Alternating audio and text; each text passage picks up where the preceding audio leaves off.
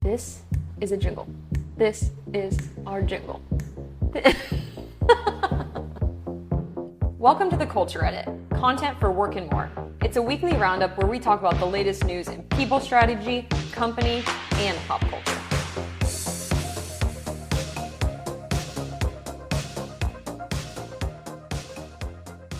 All right, so I'm Nikki Strickland, co-founder of Niche Culture, and I'm here with my other co-founder, Chad Strickland, and co-pilot, husband, best friend, all the names. Co-pilot. Yeah, co-pilot. I prefer co-pilot. Okay. So this is really exciting because this is our first official Culture Edit podcast, and we've been talking about doing this for a long time, but the real linchpin in us actually starting to record was the fact that I've just been going around telling everyone that we're doing this, so that way we have to. You did. You just told someone an hour ago. Someone that opens our newsletter every week, which he mentioned to us, and so then you just threw in, well, we'll have a podcast where you listen to as well. Our new neighbor. Yeah, I mean, my philosophy on if you want to get something done is you just have to start telling people that you're going to do it. And maybe it's just because I'm just a prideful person, I'm not sure, but if I have a goal, I literally start telling everyone that I'm going to achieve that goal so that I feel this peer pressure of achieving the goal. That's a great method of getting it done. I'm sure Michael Tavani from Switchyards will get a real big kick out of the fact that you just told him that, and then we came in here and recorded it. Yeah, let's talk about Switchyards. So we rewind, backstory, when we started this agency in 2016, we went from both working in really traditional offices and having all these people to talk to all of a sudden finding ourselves without a community of people to work with. And Switchyards was the perfect place to really start our quote-unquote founder career. Met amazing people that we're still friends with today. Full circle in 2023, so 6 years later, Switchyards, is this their 5th location? I think it's their 9th. 9th location? That's insane. Great job, Switchyards. They are going in the office across from us. And so in Studioplex. Yeah, in Studioplex. So their new location is across the hall from us, which is so amazing, and really excited to be able to pop over there and say hi from time to time. But that was a really cool thing that happened this week. So big news for us this week. Huge news. Exciting news. Is what?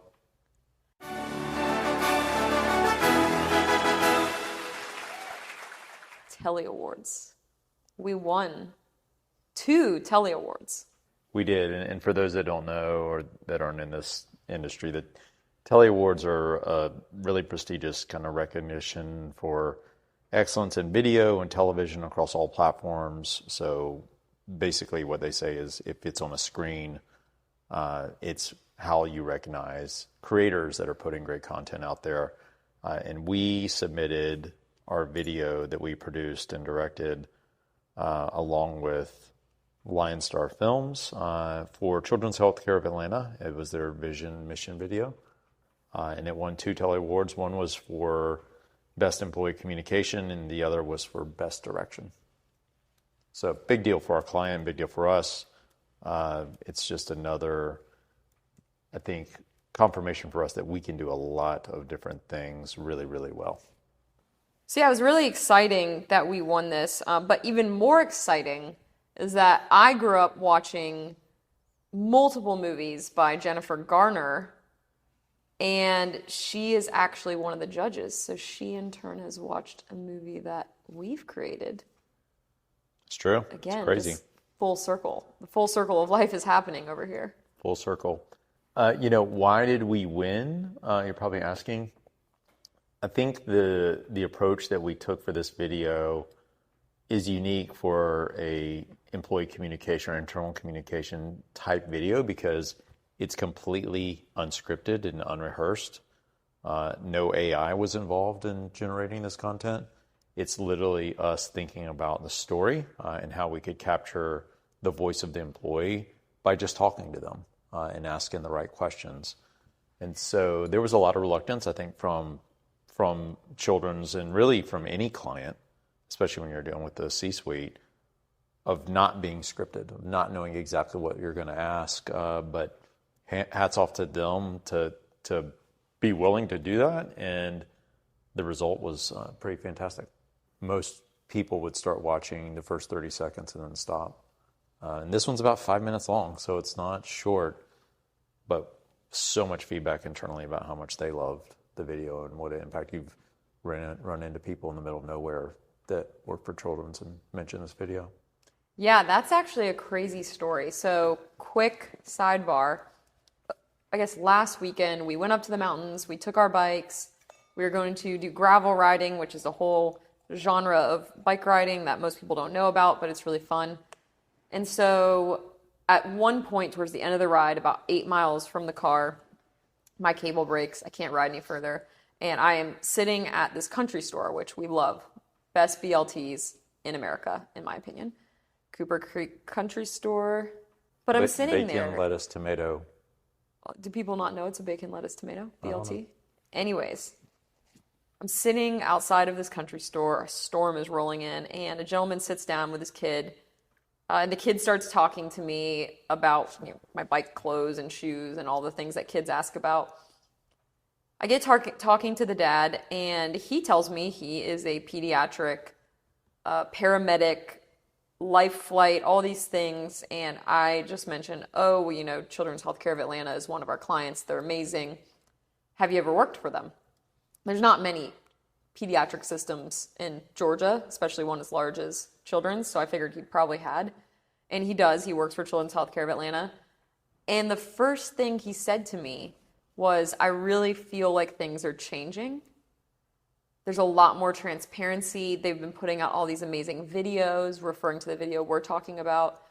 And he did mention this one thing that the CEO had done. She has recorded a candid video called What's on Your Mind, where employees send in questions and she answers the questions candidly. And that's something that we had been really pushing for going into this year, was leaning on that transparency that we were promising to employees. So to be in Blairsville, Georgia, so far away from home, and hear a person say that that has impacted him, and that these videos around their values, their mission, their purpose have been so great and refreshing, it almost brought a tear to my eye. I mean, I felt, my cable was broken, I was covered in dirt, and the torrential storm was about to roll in, and I felt a little tear coming on. I had tears in my eyes at that time. While you were riding back to the car in the storm. Yeah. Different types of tears. Yeah, completely different. A lot of dirt in my eyes. But it was great to hear. It was really great to hear. When your work touches people, unbeknownst to yourself, it's pretty cool. Well, it's always surreal. Yeah. It's surreal to meet random people that your work has impacted their life. Yeah, I mean, every time I walk down the belt, so we walk down the belt line to and from work to our home every single day. And every time I see a Children's Healthcare of Atlanta t-shirt, well, first I feel like I want to just go hug the person, which then I realize would probably be inappropriate. And then I just want to wave, which would be even more awkward. But it brings me such a sense of pride and joy, even though I don't work there. It's just working with our clients that have such a great purpose. I don't know. I feel a kinship with people that work there. Yeah, I mean, that's why we do it. So the D&I communications. Yes. So the hot topic this week, really the past few weeks, but we had an interesting meeting this week with a client around DEI, D&I efforts. They call it D&I. And it was an interesting conversation because they're a global organization, really, really great organization, great leadership. And we were all trying to figure out, how do we define diversity in a global organization? Because the way Americans define diversity is very different in the way that someone in Brazil or someone in China or someone in India or someone in Switzerland defines diversity. Yeah, most Americans just look at diversity through the American lens. And so when we're presented with a challenge for a global organization to say, how do we talk about our D&I initiatives and our programs globally, it kind of throws everything on its head, right? Well, it's this whole thing, and I think we tend to do this a lot in America. What we think must be the only way, the right way, the all-knowing way. And even when it comes to something like diversity and inclusion, it's kind of ironic that we are almost not inclusive of other people's experiences when they don't live in America. It's really hard for certain cultures in different countries to fully understand our definition of diversity and inclusion in America, but we think they should just know. That's a big assumption. And so my point is, I think it's great that this global company, is taking a step back and saying, are we just looking at this through the lens of our headquarters that's based in Atlanta, Georgia? Or are we looking at this through a lens in which we can have a positive impact and a productive conversation with all cultures around the globe? Mm-hmm. Yeah, and so, what we were tasked with is really thinking about a campaign that defines what diversity means for this organization. Is it diversity of cultures? Is it diversity of backgrounds? Is it diversity of education, experiences? So we're going to work on that. And I think what was really interesting is the executive that we're meeting with and talking to about this, like how do we communicate around our D&I commitment globally, wasn't an American. And so she's got a completely different perspective than we do. And she comes from a country that doesn't have really a diverse, in terms of racial makeup, a diverse background. So it's us thinking about how do we develop a campaign that articulates this idea of defining diversity for an extremely unique global organization. Another thing that I thought was really interesting that I hadn't thought about before is when we were talking about South America and specifically Brazil and how diversity looks there, we also don't think about how we think about how our government affects the way people define diversity in America, but we're not thinking governments abroad are also defining it in their own way, which could be completely different, or just bits and pieces could be completely different than the American definition. And so in Brazil, there's a lot of efforts around inclusiveness for disability. And there's a lot of laws that they have in place in hiring practices and companies having to meet certain quotas around disability, but not necessarily other things, other protected categories that we would consider making rules around in America. And that was just an interesting example. Yeah, disability it's a protected class in the U.S. and has been for a long time, but it really doesn't enter into the conversation right now around thinking about what your workforce, how your workforce is made up. Also this week, continue to have a lot of discussions about return to work. We had a chief human resource officer in our office this morning where that's really all she wanted to talk about. She'd just gotten back from a meeting in Chicago with the HR Policy Association where she said the entire meeting was about that. And I told her, what we've been telling all of our clients is that we're at a point where every organization needs to plant a flag and really take a stand for what they believe in. If they believe that the best way for us to be collaborative and the best way for us to be productive is in the office, then that's what they need to do. And if they think they can work remotely and still be productive, then they need to plant that flag as well. But the problem I think a lot of organizations are falling into is that they're afraid to plant that flag. So they're still kind of in the middle. They're going back and forth. They're not committing, or they will commit and then they'll uncommit. And it's causing a lot of turmoil internally. And the idea around this planting the flag for what you stand for comes from the fact that we know there's employees out there that will align with what you believe in. And the quicker you can find those people, the better. And there's going to be a painful period where if you believe we need to be in the office 100% of the time to be collaborative and productive, you're going to lose people. You're 100% going to lose people. You're going to lose people that matter, but you're then going to be able to find the people that also want to be in the office 100% of the time. Everyone's kind of calling everyone's bluff right now, or waiting for people to call their bluff. And it's interesting because I think there's a lot of employees who are playing this card of, if I have to come back to work, I quit. And I think, to your point, there will be some that quit, that go out and find other jobs, but majority of employees are bluffing, in my opinion. I think they are.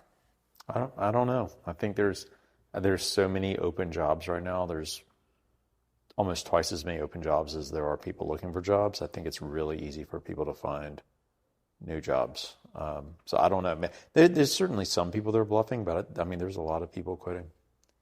I think, though, there's a lot of people who like certainty. And to just quit your job there's so much uncertainty. Even going to a new job, you don't know what it's going to be like. Yeah, but they're quiet quitting. They're not doing work until they find the new job. Yeah.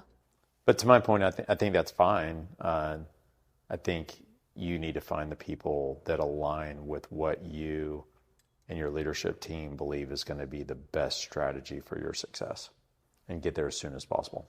Yeah, because you're impacting people's lives by not just making a decision. People are moving. People are deciding to have another kid. People are deciding to buy the second house or the first house or whatever it may be. They're making decisions based off of company policies, which is a little scary.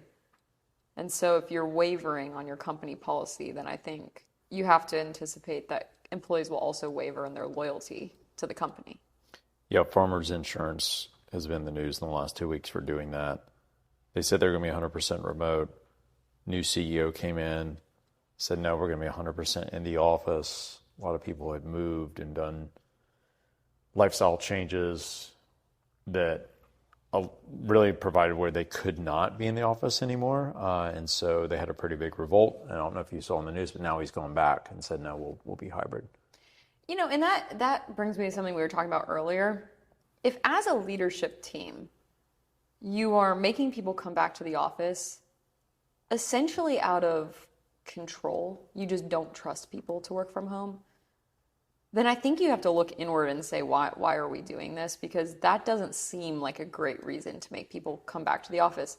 Now, if you as a leadership team are saying, we're seeing productivity drop off a cliff, and we know that our teams are more productive if they're in the office together, collaborating and having that in-person touch, that's a totally different story. And I think that's a very valid reason.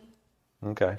So let's talk about what's in the culture edit. I think the first thing that stood out to me was the first article in the culture edit about the paradox of likability at work. And so for women.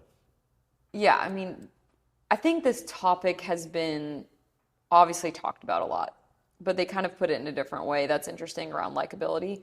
But it's essentially men can be not likable and be successful in an organization, but women are expected to be likable in order to be successful. And so if as a woman you're not likable, you're less successful, and so on. The one response I have to that almost immediately is that I haven't worked with a lot of men that are not likable that are successful. I have. Oh. I mean, I guess it depends on... We've had people in our office where they were extremely unlikable and we didn't understand how they were successful. That's true. There are some baffling outliers, though. There's been people that we've both worked for in the past that were not likable that we have said, how does this happen? Yeah. So I don't know. I challenge you on that one. Well, I mean, I think it happens, but I think for the most part on the men's side. But I think it's about how you define likability. And I think that's because a guy can be likable, but also be stern when he needs to or gruff when he needs to. Where I think that's the thing that we're talking about here is that women don't feel like they can do that because they have to be likable all the time. Well, and I think from a female perspective, we talk about this constantly, not in this exact direct context, but you've even said that we have certain calls where with women specifically, so it's not just men, where if it's just me and a woman on the call, she acts totally different than if you're on the call. Definitely. And when it comes to conversations around tough subjects, let's say it's contracts or, I don't know, just something around how a relationship is going, we tend to say, oh, Chad, why don't you do that? Because you can have a stern conversation without someone getting offended. 100%. But if I have a stern conversation, people get offended. Now, maybe it's the way I'm delivering it, but also I do think that I experience that a lot of if I were to say, I'm not okay with this contract, it takes on a whole different meaning than if you say, I'm not okay with this contract in the exact same way. Yeah, I agree. I don't think, from my experience, I've never had someone not like me because I would push back on a contract or terms or something like that. Whereas I think we know, and we've felt it, where if that were you in that seat pushing back, they're not going to like you anymore. Yeah. Yeah, they just kind of write me off as, oh, she's not easy to work with. I think that's the number one thing. People always say, oh, she's not easy to work with if you're a female and you push back. Yep.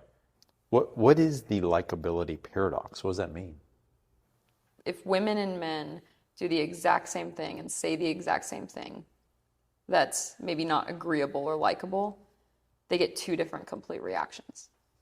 Do they touch on your favorite topic about how women treat each other in the workplace? Yeah, well, yeah. In the study that they're talking about, they found that men and women equally respond the same way in this likability paradox. So it doesn't matter. It's not just men. So if a woman is in a room with another woman and she says something that's perceived as not likable, the female has almost the exact same response as a man in that situation. But, on the other side of things, when I was reading this, at the end, they're like, we've got to stand up, and if you hear something going on or see something going on like this, you need to stand up against it, which I think there's certain circumstances where, yes, you can definitely say, hey, I don't feel like maybe you perceived what I was saying as aggressive, but that's not the way I meant it. But I also think there's a little bit of, you can't control what people think of you at the end of the day. So constantly setting yourself up for, I'm going to walk in this conference room with this idea that people are not going to like me if I say something. I think you're just you're kind of psyching yourself out and setting yourself up for failure when you're not going to be able to control that either way. But isn't that what everyone's trying to do? They're trying to control what people think of them? Yeah, but it's pointless. So it just goes to what we always talk about, is if you just be real. Yeah, if you be real, but also I think if you're coming at this from just a female perspective of what you can do to overcome this, where I feel like I've overcome this, because I've definitely experienced both. I've experienced men and women not taking me serious for various reasons or not liking me for various reasons. And the way that I've overcome it is I get really, really, really good at a certain skill so that people need me to be the expert in the room. And then no matter what you say, if you have a really strong opinion about something, but you're the expert on that thing, you're a lot more likable because people are relying on you as that expert. So you can be more opinionated, you can be more aggressive, you can be more stern in your conviction. Also, I think, and tell me about this from your perspective, I feel like being an athlete, when men and women find out that I'm a competitive athlete, they tend to take me, I don't want to say take me more serious, but it's like there's this, I'm now a part of the hunter and gatherer club. Especially for men, like all of a sudden when they're like, wait, you're a competitive athlete?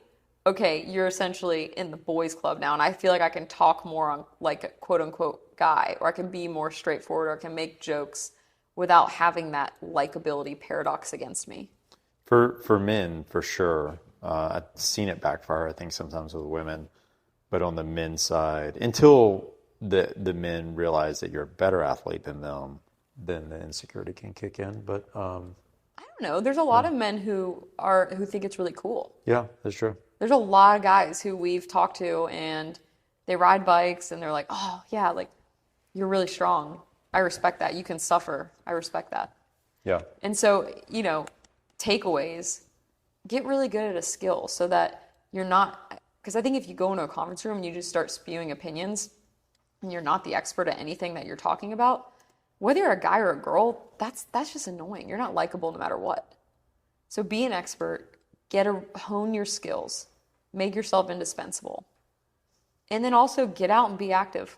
Compete at something. So the rest of the culture edit, I'll just kind of touch on these real quick, and then we can come back to any of the ones that you want to. There's a lot of articles now that were kind of 3 years into what was a really big DE&I push by major organizations as a result of the summer of 2020. And these, the research and the articles are really touching on the fact that it's a mixed bag in terms of results from these D&I efforts that have been made, which is something that we hear every day, and that's why we're being asked to come in and talk about how we communicate around D&I. Another article around Americans not taking all their PTO, which isn't a surprise to anyone. I do think there's a flip side to that, in that with so many organizations moving to remote or hybrid work, that PTO is not being tracked. And that's the one thing when I looked at that research, that they're not accounting for that. I think there's just a lot of organizations that have given up on tracking. I had a conversation with a head of HR last week around this very topic, and the fact that they've just gotten to a point where they're so lackadaisical with their remote working situation that they're not tracking PTO, and so no one knows whether or not someone actually has time to take off. Where you can find the best area of the country for remote working. So this research was about really evaluating different areas of the country where employers are more open to remote work. Bad news is South and Middle America comes in last. Best place to do remote work, I think, is no surprise, in the Northeast and the West Coast. Is that because of easier transportation? They didn't talk about that. I think it's about social norms and perceptions. But I think that's a good point. I think it's type of work. I think it's also just social norms. I think it's just what people expect. I think people in the South expect you to be in the office. Quick update on one of your favorite subjects, UPS. As we know, we have a pending strike vote that I think actually the deadline is today, the 16th of June. If you're not following this, the Teamsters union, largest union in the U.S. In terms of activity and membership with UPS, has for the last 2 weeks been holding a strike vote to see if their members want to go on strike. And UPS has been negotiating through this. One of the big negotiation wins for the Teamsters is that UPS is going to equip all new trucks with air conditioning, which I guess I didn't even think about. But yeah, you think about a UPS truck, they're just driving around with the doors open, pretty hot. Apparently, there's been some serious issues with some of the drivers. I'm sure. In heat areas. Imagine driving around in Miami. Yeah. In the Miami heat. Yeah. And you have to wear this thick uniform. It's not like they just get to wear whatever they want. So you can wear a tank top and, board shorts. You're in a heavy cotton uniform, walking up steep hills, jumping up and down off the... They get to wear shorts, though. Shorts, but that material looks thick. Yeah, it is. It looks like a thick cotton. It's like a Dickies. Like not a breathable cotton. Work. No, definitely not. You could pour water on it and there's no breathability. Like the water just rolls off like Rain-X on your clothes. We'll talk to our friend Emil about what the material's like. He's a driver. I'm sure he'll let us feel the material. So the point is UPS is conceding, I think, on a lot of issues that the Teamsters are focused on, hopefully to avoid a strike. If there is a strike, and this is the crazy thing, I don't think anyone has this on their radar. If there's a strike, it is going to be a major logistics problem for the United States. It will be a nightmare. So that's going to happen probably by the next time we talk again. We'll know what's going to happen. Yeah, and I'm the UPS tracker queen. I have an obsession with tracking packages. which, I mean, is primarily driven from the fact that packages get stolen within 30 minutes off our doorstep if you don't track them, but I'm Or obsessed. delivered to the wrong place, like last night. Constantly delivered to the wrong address. But that's also our neighborhood. We have 3 224s within a 1/10 of a mile radius of where we live. So part of my duties is walking around at night with a flashlight looking to see if our packages have been delivered to our neighbors. We thought that we had lost a very emotionally valuable package last night, which is our new cycling kits. Custom. For those of you who don't know what cycling kits are, they're the jerseys, the spandex that you see cyclists wearing. And so Uniforms. in the world of cycling, you can get really creative with these kits. And we personally design them ourselves. We have a whole team of people that look forward to these designs, these new designs. But yeah, we thought it got stolen and you were really pissed. I had to just go upstairs to take a shower because I was so upset that everyone else on the team was going to get these new uniforms and we wouldn't have our uniforms because it takes about 2 months, 2 to 4 months to get these uniforms made and shipped to you. So we have been waiting for so long, and I thought that someone just came up, swiped the package of uniforms, and then they're sitting in a dumpster somewhere once they realized it wasn't valuable to them. But they weren't. But they weren't. That didn't happen. They were just 4 doors down. Me and Hutch found them. Yep. Yeah, and then lastly in the news, some pretty good research from SoftBank where they interviewed a lot of CHROs about what's happening in terms of talent right now. And, the headline is, despite the layoffs, talent is still king. Layoffs have, and I would encourage everyone to look at this study because it's presented in a really easy and digestible format. But layoffs from the first half of the year and even from the last quarter of last year have basically come to a halt. And I think a lot of that is because you asked me earlier why that would be happening. I think a lot of it is because a lot of organizations overhired during the pandemic because they were terrified of being outspent when it comes to talent, mainly in technology. If you look at most of the layoffs, they're in the tech space. They're not, which is so cyclical anyway.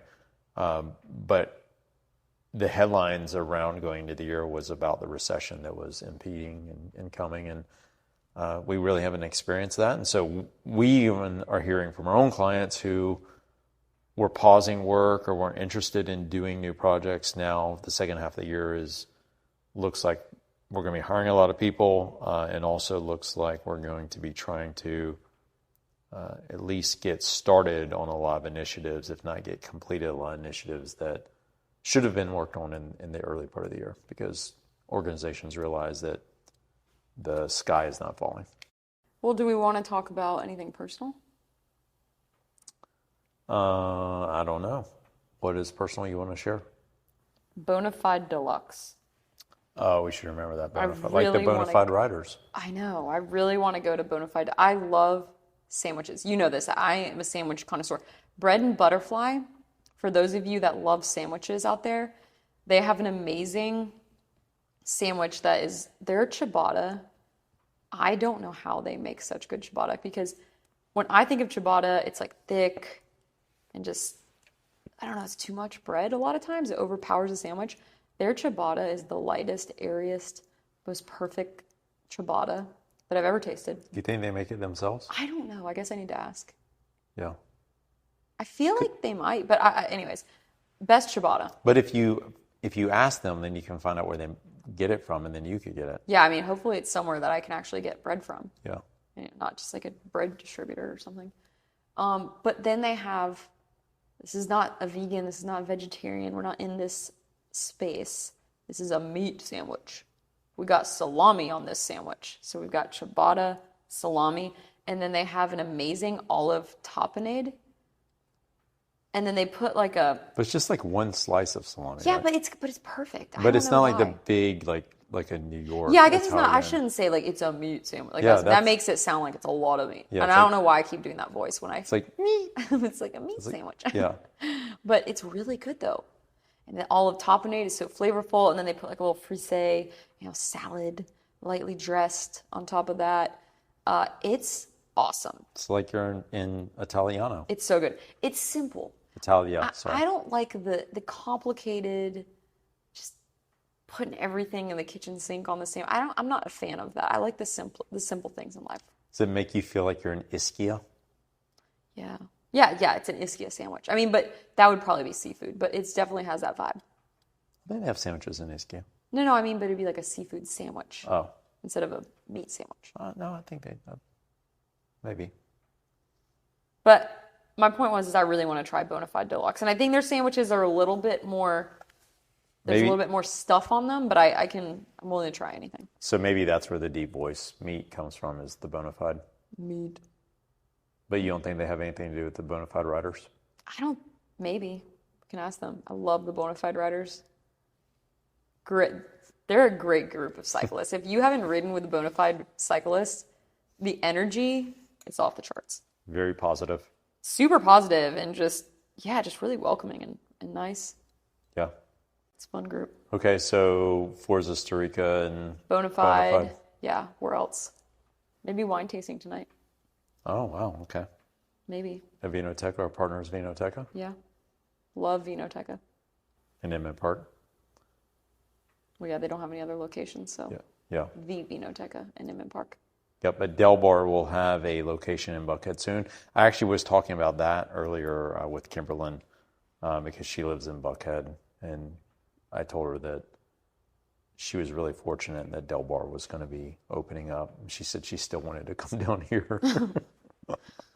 And I said, no. Yeah. Once y'all have Buckhead, you stay with your Del Bar in Buckhead, and don't cross the barrier. Let us in Inman Parkians have our Del Bar back. Yeah, let us have our Del Bar. Yeah. Buckhead. Yeah. You already have all the other restaurants up there. Just stay. Stay. I gotta tell Hutch, stay. Exactly. Don't move. Okay, well, I think that's it for the week. That was our first podcast. Yeah. Feeling good about it? First one that we're going to publish. I mean, now that you've put out into the universe, we have to publish it. I guess so. So we'll do the closing jingle. Jingle, jingle, jingle, jingle, jingle. Bye. That was completely unrehearsed and unscripted. That's how I am. Like a film.